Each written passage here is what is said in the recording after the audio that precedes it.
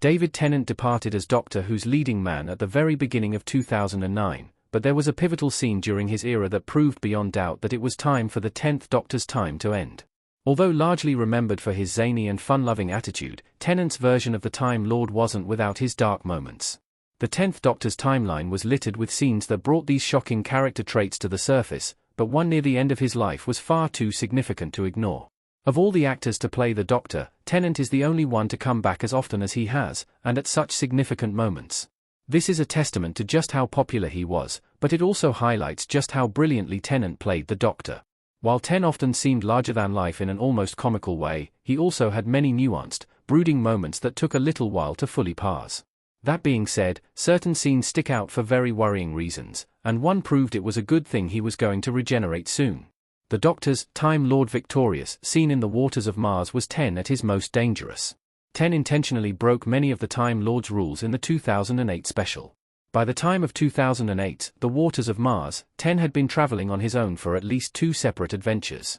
The Day of the Doctor has also been revealed to have happened to Tennant's Doctor around this time, so there are likely more stories unaccounted for.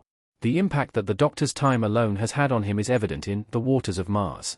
He hasn't had anyone to stop him from following every impulse, and the episode shows him being heroic to the point of fault. He goes several steps too far and prevents what should be a fixed point in the timeline by saving Lindsay Duncan's Adelaide Brooke from perishing on Mars.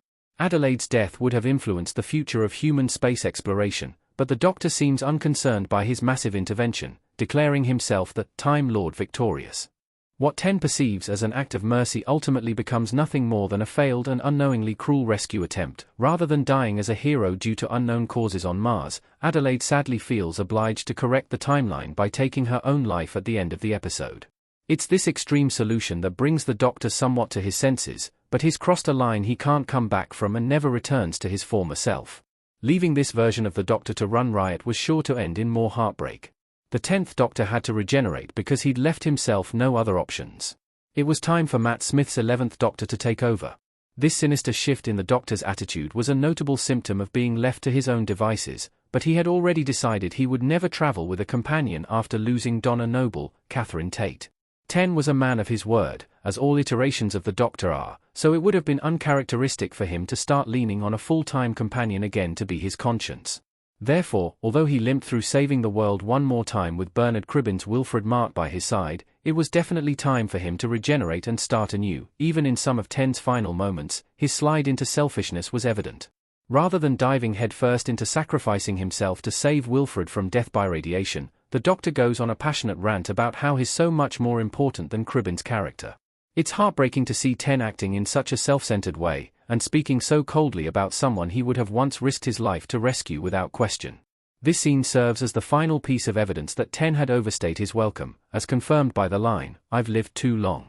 Tennant's return as the 14th Doctor saved him by giving him his best friend back. Donna's memories returning were the only way Tennant's Doctor could have been saved.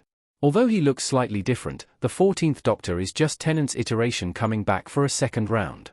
Still plagued by the same loneliness that haunted him at the end of his 10th regeneration, 14 unconsciously seizes control of the process and essentially restores a once-gone Doctor.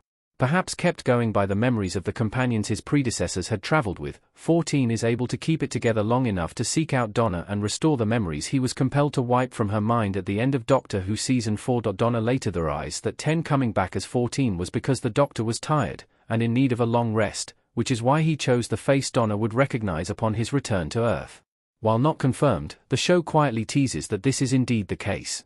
So, after centuries of suppressing the feeling, 14 is finally able to retire for a while and live with the Nobles.